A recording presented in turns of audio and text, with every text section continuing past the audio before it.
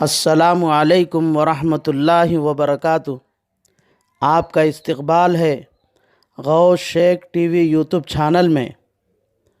آپ حضرات کی خدمت میں ایک درخواست ہے کہ جو لوگ ابھی تک ہمارے اس چینل کو سبسکرائب نہیں کیے تو اسلامی معلومات، اصلاحی بیانات اور دینی مسائل کے جاننے کے لیے سب سے پہلے ہمارے اس چینل کو سبسکرائب کریں اور ثواب کی نیت سے دوسروں کو شیئر کرے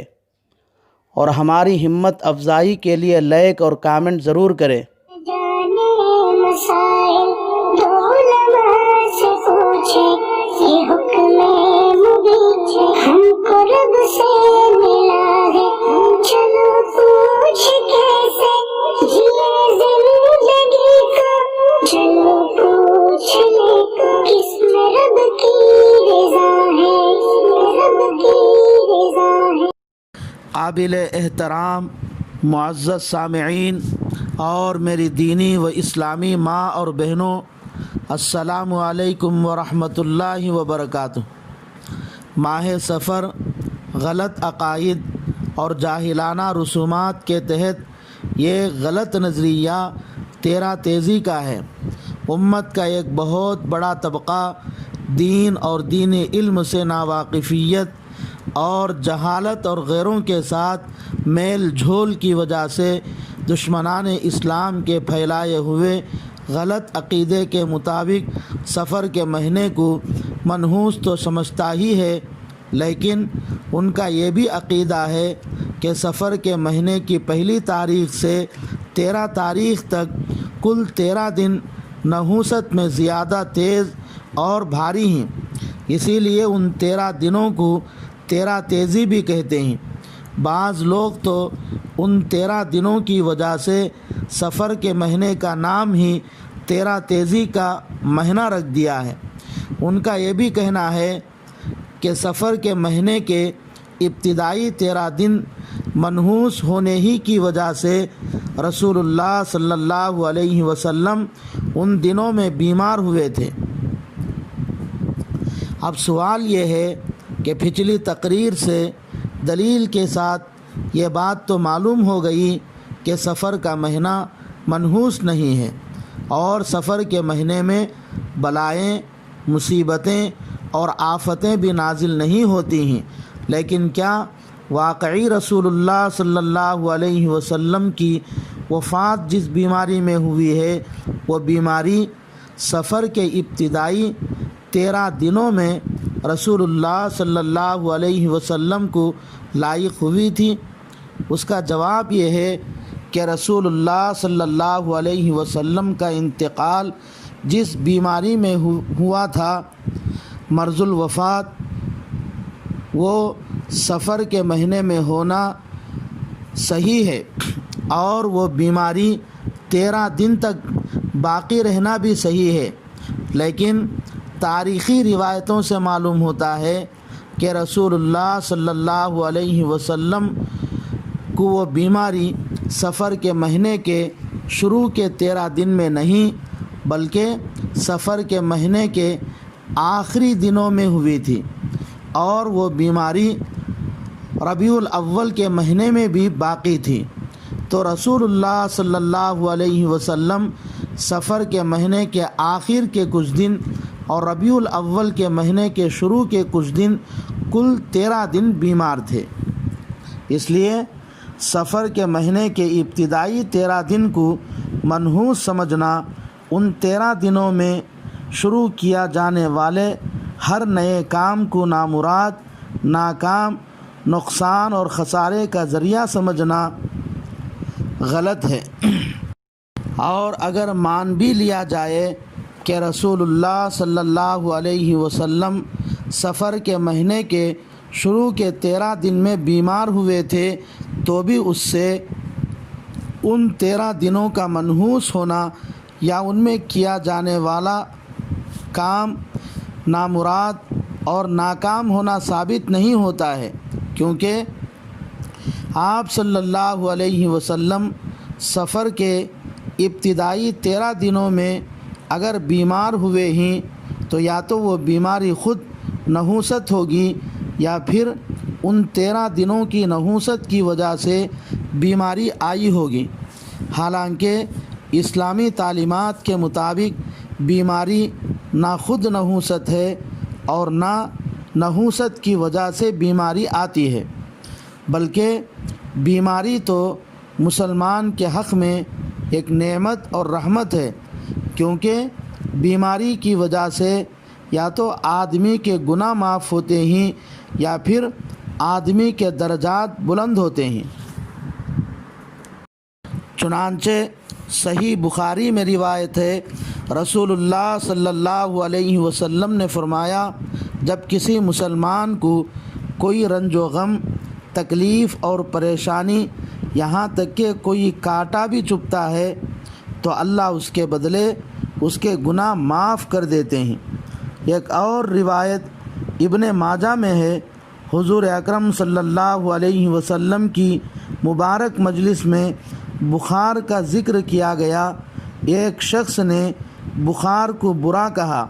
آپ صلی اللہ علیہ وسلم نے ان سے کہا کہ بخار کو برا مت کہو،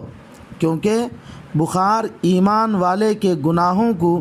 ایسے پاک صاف کر دیتا ہے جیسے آگ لوہے کے میل کچیل کو صاف کرتا ہے۔ الترغیب و ترہیب میں یہ قصہ بیان کیا گیا ہے، وہ یہ ہے کہ آپ صلی اللہ علیہ وسلم ایک انصاری عورت کی عیادت کے لیے تشریف لے گئے اور ان سے پوچھا کہ کیسی ہو؟ ان انصاری خاتون نے جواب دیتے ہوئے کہا کہ بہتر ہے،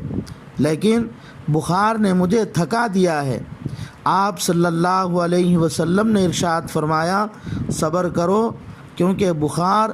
آدمی کے گناہوں کو ایسے دور کرتا ہے جیسے آگ کی بھٹی لوہے کے زنگ کو دور کرتی ہے۔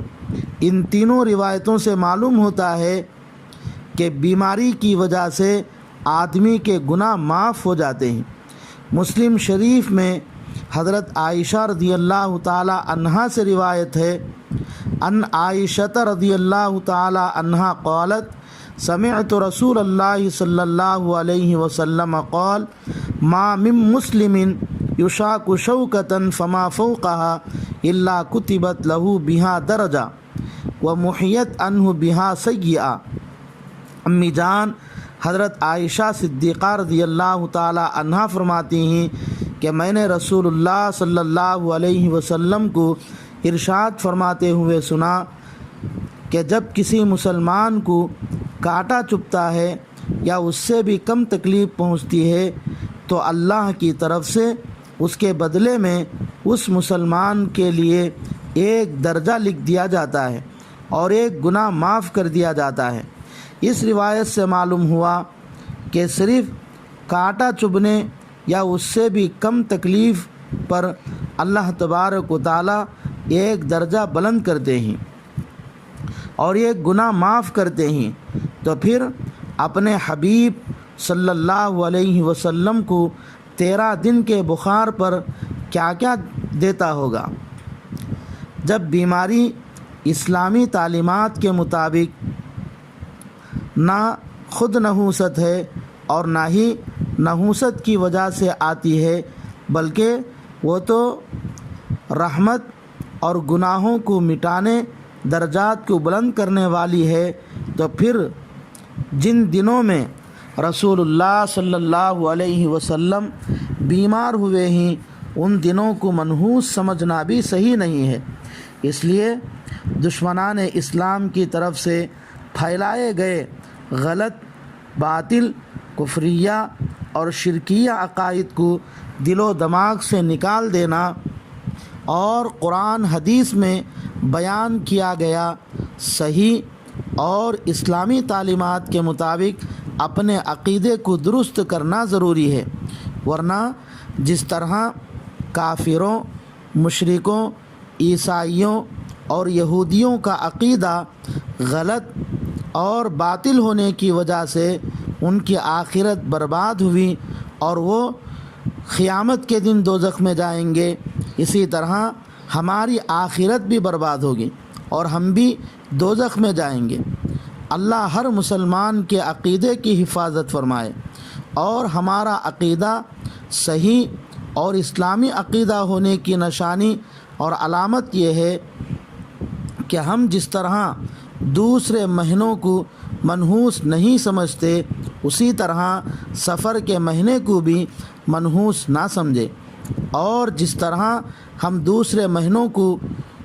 مہینوں میں شادی کرنے کو برا نہیں سمجھتے، اسی طرح سفر کے مہینے میں بھی شادی کرنے کو